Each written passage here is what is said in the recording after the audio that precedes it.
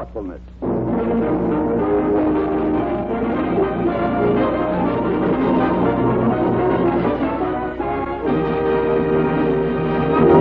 The makers of Hallmark greeting cards bring you the true but little-known story of a young man who risked political defeat in order to help a friend. His name was Abraham Lincoln, and our star is Raymond Massey.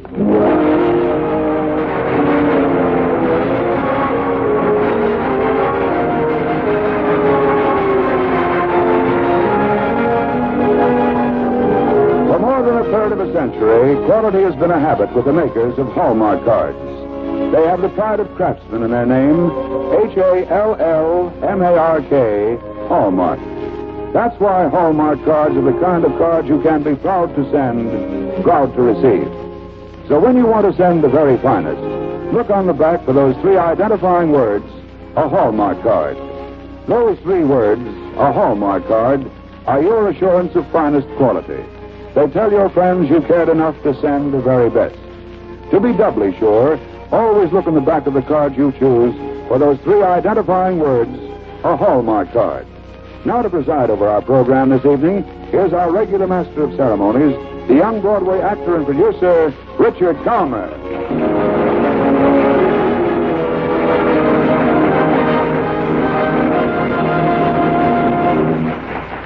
Thank you, Tom Shirley, and good evening, ladies and gentlemen. You've heard many stories of Abraham Lincoln, his simplicity, his humor, his greatness. But our story tonight is one of the least known and most moving of Lincoln's whole career. An incident when Lincoln stood to lose everything for the sake of a murderer.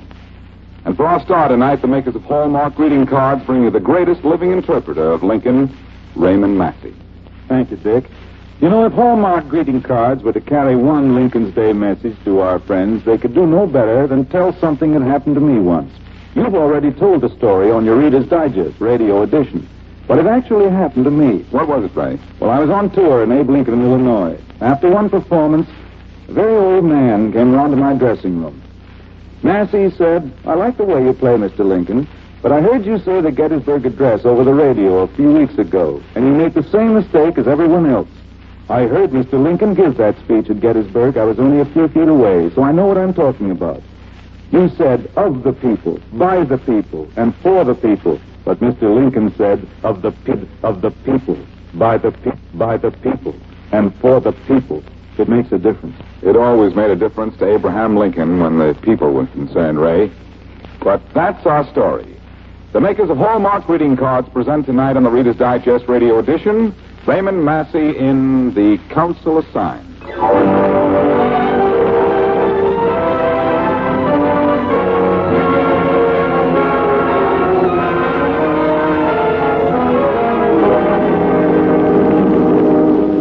And now I come to my opponent. Who is he? Just where did he come from? Is he fit to represent you good people in the halls of Congress? Those are some of the questions we should ask about my opponent. Is he the sort of man we want to send to the House of Representatives in Washington to deal with the momentous affairs of this great nation? Do you want such a man? Now I ask you, do you want an ugly, awkward bumpkin representing you? You've seen my opponent and you've heard him speak.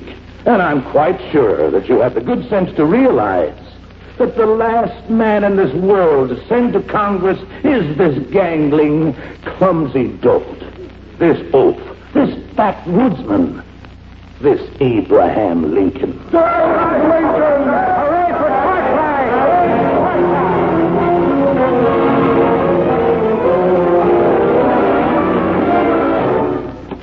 Abe. Hello, Tom. Sit down. Abe, this looks bad. That's so? Don't be so calm about it. All right, I'll get excited to please an old friend if you'll calm down to please me. Don't try to be funny, Abe. We're going to lose the election if you don't stir yourself. All right, now look, Tom, I'm trying to catch up on my mail. Now, I'll just sit here and look over these letters, and you sit there and tell me the bad news. That way we'll both enjoy ourselves. I just came from meeting hall. Mm-hmm. Cartwright made a speech. Nothing unscheduled about that. He poked fun at you, Abe. Picked a good subject, didn't he? He said you were awkward and silly. He made fun of your looks. Can't imagine why. And they laughed. They laughed at you, Abe. I see. The weapon of ridicule, eh? Yes, and it worked. Abe, after that speech, Cartwright, I wouldn't want to guarantee that anyone in that hall would ever vote for you. I wouldn't want to guarantee that they would. You don't know how effective he was, Abe. He painted the most ludicrous picture of you until he had him rocking with laughter. And then he asked how such a man as Abe Lincoln could ever get along with the great statesman in Washington. Huh? I've been wondering some about that myself. Well, what are you going to do? Why, I'd say the whole contest hinges on my speech Friday. Tom, it's my last chance. Yes. I'll talk to them. You've heard me talk. You know the people seem to like me. I know. Well, I'll just stand up before them and be honest. I'll admit that Cartwright is correct. Abe, are you fooling? No. I'll tell them I plead guilty to the charge of being awkward. I'll confess I never know what to do with my hands. I'll do public penance for having been born in the backwoods. And I'll tell them Cartwright was very kind to call me ugly when the fact is I'm repulsive. Abe, that's good. You'll make everything Cartwright said look ridiculous. I think then I'll ask all the handsome ones and all the polished ones and all the ones who feel at home with great statesmen to vote for Cartwright to represent them. But I'll allow as how I might make a pretty good representative for the homely and the awkward and the timid. That's wonderful. I should have known better. I should have known that you could speak to the people in their own language. Abe, we're going to win this election. Maybe. Now, let me get back to this mail. As soon as you make that speech, you're as good as elected. Maybe. Oh. What's the matter, Abe? This is bad. Something in that letter, Abe? Bad news? Rather bad news, yes, Tom. Can I help? Not unless you can tell me how a man can be in two places at once. What do you mean? I mean, I can't make the speech Friday. What? I can't be here. Why not? Because I got to be elsewhere. But, Abe... No, that's all I can tell you, Tom. But, Abe, we'll lose the election. Tom, I got two things to say to that. First, no man should set himself up as knowing what the people will do in any election. The people will elect the man they want, whether I make a speech or not. I tell you, we'll lose the election if you don't make it. Which brings me to the second point. There are some things more important than elections. I won't make the speech because I won't be in this town on Friday. I'll be 20 miles away. And I'll be very, very busy, Tom.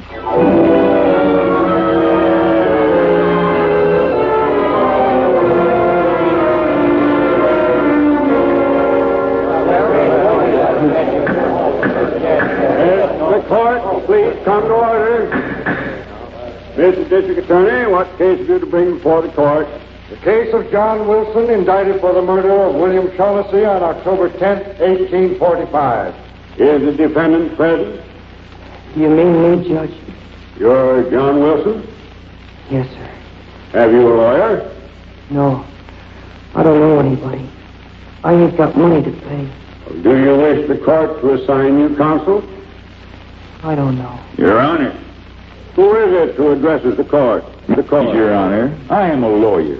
I should be glad to act as counsel for the defense. What's your name? Abraham Lincoln. Well, I know your name, counsel. I should be glad to assign you to defend the prisoner. I hope you won't need much time to confer with him. I won't need any time, Your Honor. I have been told the facts of this case. Very well. Mr. District Attorney, will you state your case? Please, Your Honor. Gentlemen of the jury. This case is a very simple one in which there is no doubt Hello, that a son. murder was committed. Hello. You don't remember me, do you? How old are you? 15. I'm sorry for you, my boy. You think they'll hang me? I don't know. Let's listen to the case of against William you. Shaughnessy, thus killing him. After the state's witness testifies as to these facts, and they are facts, it will be my solemn duty to ask you, gentlemen of the jury, for the life of John Wilson. And it will be your duty to find him guilty, that he may be sentenced to hang. Now, as my first witness, may I call Amos Barry. Amos Barry, take the stand. Yes, Your Honor. Hey, Miss Barry, do you swear to tell the truth, whole truth, nothing but truth, help God? I do. Be kidding. Proceed with the questioning of the witness. Mr. Berry, you own a farm 3 miles out of town? I do. On October 10th last, what employees did you have on that farm? John Wilson. The prisoner? Yes? Any other employees? One other. William Shaughnessy. The man John Wilson murdered? Yes. Doesn't the defense attorney intend to object to that last question? No objection, Your Honor. As you please. Proceed. Now, Mr. Berry, what were the relations of the prisoner to William Shaughnessy? He hated Shaughnessy. Why? I don't know. Shaughnessy was a great joker. Maybe that's why. Did you like Shaughnessy? Very much. He's a great one for making everyone laugh. So, if somebody did not like him, you'd think that person was unnatural. Yes. Just a moment. I'm willing to entertain an objection to that question and to the whole line of questioning. Your Honor, I'm willing for the district attorney to question this man any way he sees fit. Well, all right. Go on, Mr. District Attorney. Mr. Berry, tell us about the events of October 10th. Well, sir, I suppose you mean about the murder? I mean about the murder. Well, sir, Shaughnessy and me were standing at the gate to the hayfield when the boy come along. By the boy, you mean John Wilson? That's right. He was driving a wagon load of hay to the next farm. He yelled down from the wagon to ask me to open the gate. Shaughnessy said, "Let him get down off the wagon and open himself. Come on down, Johnny," he yelled. "Don't be so lazy. Open the gate yourself." And that's when John Wilson murdered Shaughnessy. Well, counsel, I haven't said anything, Your Honor. I have no objection. Let him go on. Very well. When Shaughnessy called to John Wilson to get off the wagon and open the gate himself, that's when the murder took place? Not right that second. John got down all right. He was piping mad. I guess he didn't know that Shaughnessy was just fooling. It was just a harmless joke. Well, yes. And as the boy walked toward the gate, Shaughnessy picked up a pitchfork and said, "Get a move on there, Johnny," and touched it to his backside. Johnny whirled, grabbed the pitchfork out of Shaughnessy's hand and run it right through his skull, killing him. Yes, sir. There it is. The prisoner at the bar is so depraved that already at the age of 15, he has taken a man's life. A simple case of murder for which the defendant must pay the penalty. Your witness, Mr. Lincoln. I have no questions to ask the witness. Mr. Judge, we're all sore back here in the audience. Order. The boy done it, and the boy's got to hang. But why don't his lawyer do something for him? Get another lawyer. order. Order in the court. In order to give various tempers a chance to cool down, this court hereby takes a recess for lunch.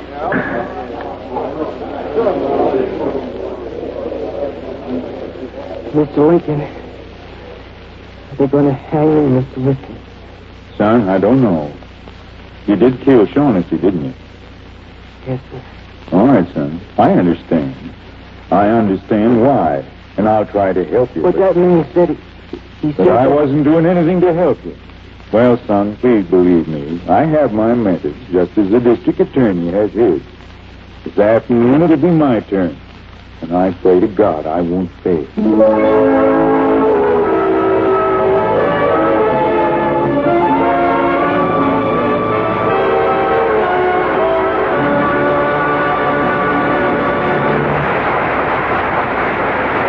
Raymond Massey will be back in just a moment with the second act of tonight's drama, presented by Hallmark greeting cards from the pages of the Reader's Digest, America's favorite magazine. Now, here's Dick Coleman. What is your favorite Valentine memory? The exciting box at school when you were very young? The fancy Valentine all satin and lace from that certain boy or girl in the next block? Well, tomorrow, Valentine's Day is with us again. But it's different now. Through the years, the custom has been changing. Now, Valentine's Day is an occasion to remember all your friends and dear ones with a message of affection. The folks who make Hallmark cards know this new importance of St. Valentine's Day and have given careful thought to creating Valentines for your every need. You'll find sentimental Hallmark Valentine cards for your sweetheart, gay and colorful cutouts for the children, tender messages of affection for all your loved ones. Tomorrow of all days, you don't want any dear one to feel that you've forgotten. If you haven't sent your Valentines, stop in at your Hallmark dealers tomorrow. It's still not too late to let your loved ones know that you do care. For more than a third of a century, quality has been a habit with the makers of Hallmark cards. That's why on Valentine's Day, as always, discriminating folks look on the back of the cards they send and receive for the three identifying words, a Hallmark card. Those three words, a Hallmark card, are your assurance of finest quality. They tell your friends you cared enough to send the very best. And now, back to Raymond Massey as Abraham Lincoln in The Council Assigned.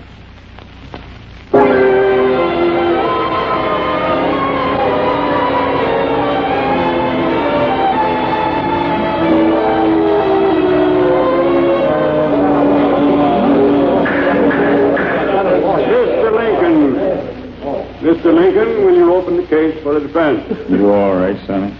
I don't know, Mr. Lincoln. Don't be scared, son. I'm going to pull you out of this hole, trying to be plucky for your mother's sake. Mr. Lincoln? Yes, Your Honor.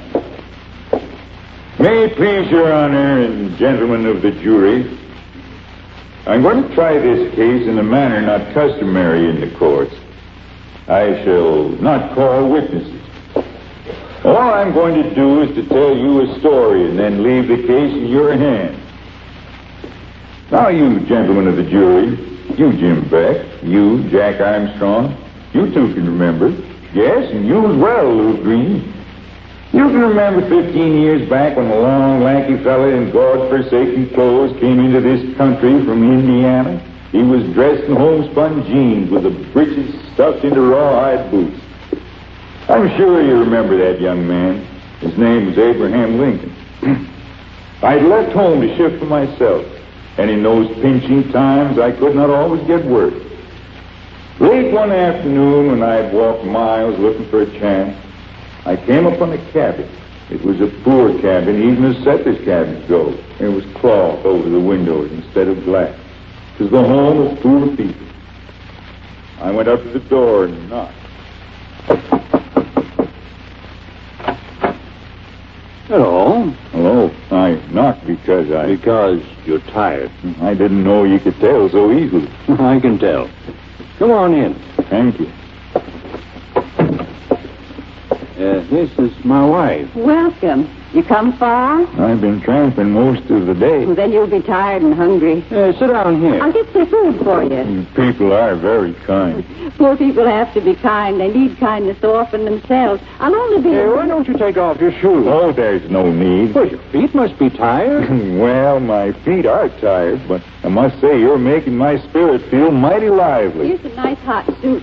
This will keep you occupied while I fry up some potatoes and meat. Oh, thank you, ma'am. I can't say when I've been made to feel so much like a king. We're very glad to help you.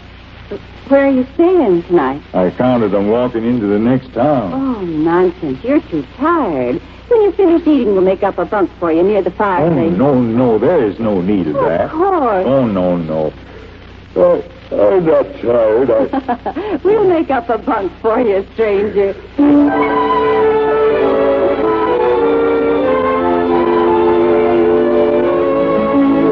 I slept in that little cabin all night. The fact is, I was tired.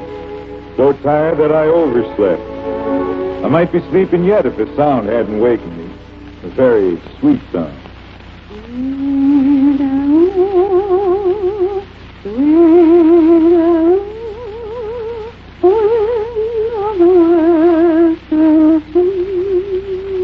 Oh, morning. Well, good morning. What time is it? It's almost 10 o'clock. My goodness. I didn't know you had a child. He was asleep last night. Hush, baby. I'll make you breakfast as soon as I can sing him to sleep. Ma'am, I'll make a bargain with you. What is it? I don't deserve breakfast, but if you want to make it, you hand that little baby over to me and I'll sing him to sleep. I'm getting the best of that bargain. Here. Well, the baby ain't anyway. I'll have breakfast ready in a jiffy. Oh, now, look, son. The trick is not to look at my face. Then you won't have to cry so hard. Now, wait. Sweet and low, sweet and low, wind of the western sea. That's it, Sonny. Now, you like it here, don't you? I like it here myself.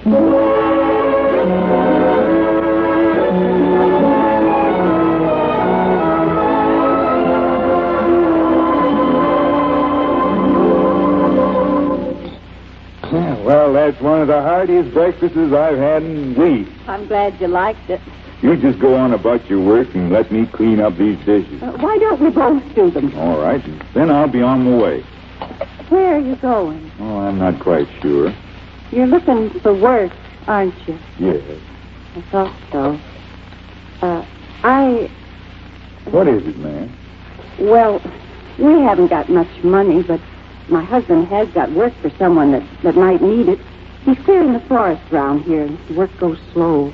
He's out there now all alone, and he needs someone. Well, then I want to help by all means. He couldn't pay much, but you could stay here with us, and you'd be fed and have a place to sleep. You don't know what that means to me.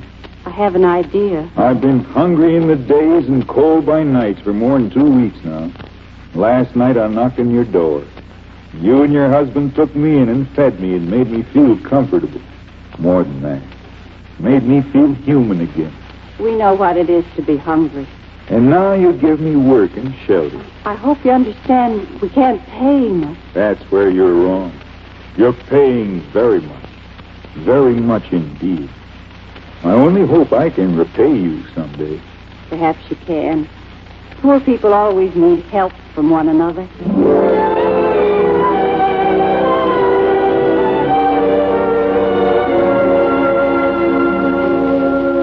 Gentlemen of the jury, for 5 weeks I lived in that cabin. I chopped wood with the father, did housework with the mother, and romped with the laughing babies many a time. No part of my life has ever been more light-hearted or happy. Now, by good fortune, by the blessing of God, I have made for myself a certain place in the community.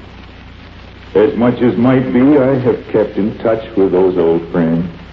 But in the stress of a busy life, I have not of late years heard from them.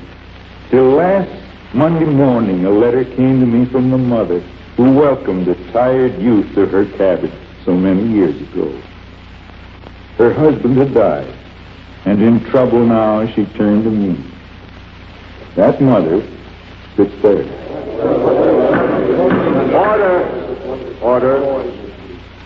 The baby she sang to, the baby that I myself sang to sleep while she prepared my breakfast. That baby is the prisoner at the bar.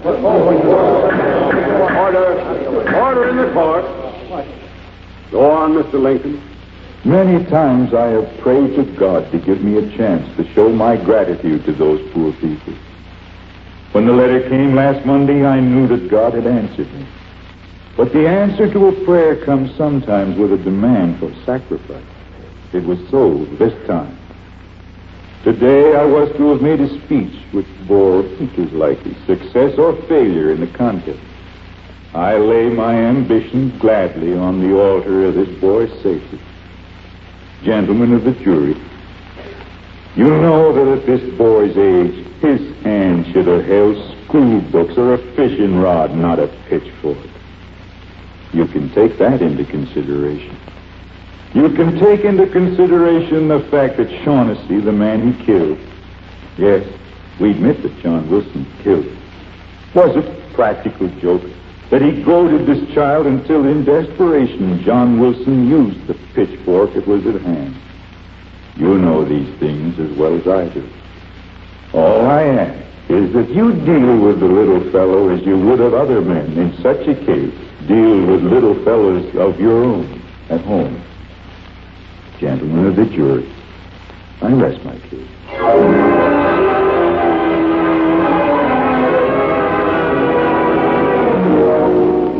The jury finds the defendant not guilty.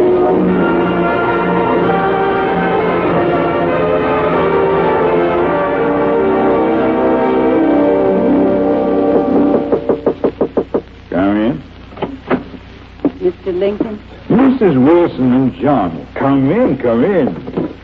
Here, sit down. Mr. Lincoln, my mother and I came to thank you. I was too upset after the trial. So was I. I understood.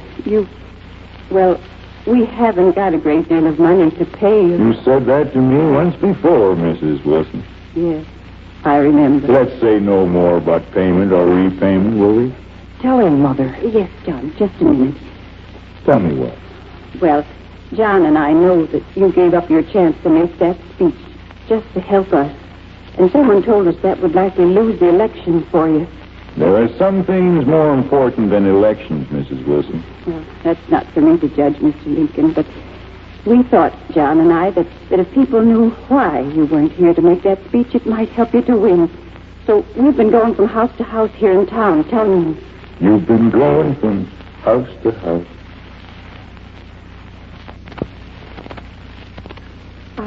I hope we didn't do wrong, Mr. Lincoln. Wrong? I mean, we only did what we thought might help. If we said anything... You didn't do wrong, Mrs. Wilson. I just couldn't find the words to tell you how I feel. I guess there are only two words to say anyhow. Just thank you. Whether it makes any difference in the election or not. Thank you, Mrs. Wilson. And God bless you.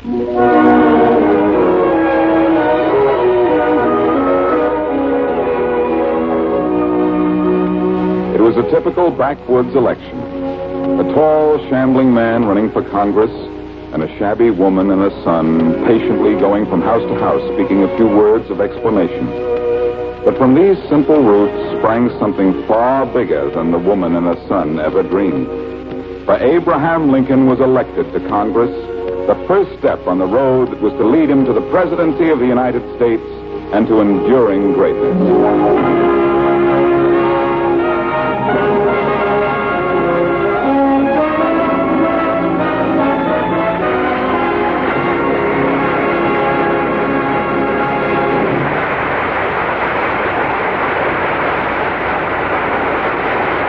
Thank you, Raymond Massey, for a compelling interpretation of an exciting story. Well, of course, Dick, no prosecutor would let such a defense stand today. Only Mr. Lincoln could have done it even in 1845. Only a man whose sense of justice was greater than his ambition.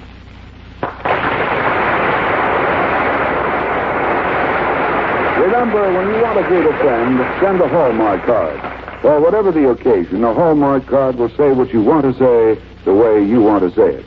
So always look in the back of the card you choose for those three identifying words, a Hallmark card. Like the word sterling on silver, those three words, a Hallmark card, are your assurance of finest quality. They tell your friends you cared enough to send the very best.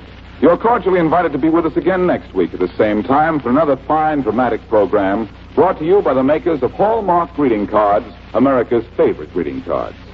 If you enjoyed tonight's show, won't you please tell your friends about it and ask them also to tune in for next week's program sponsored by Hallmark greeting cards. At that time, you will hear the true and exciting story of a 3-year search for criminals conducted by a one-man posse, and our star will be Wallace Beery.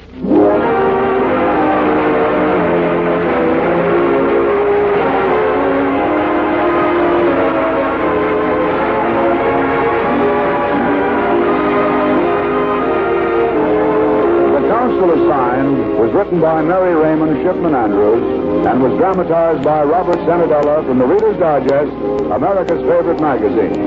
The Hallmark program was directed by Mark Loeb, with music especially composed by Jack Miller. To be doubly sure of the finest quality, always look in the back of your cards for those three identifying words, a Hallmark card. This is Tom Shirley speaking for the makers of Hallmark greeting cards and for your friendly Hallmark dealer. You'll find a wide selection of Hallmark cards at America's finest shops and stores. Remember, a Hallmark card will best express your perfect taste, your thoughtfulness.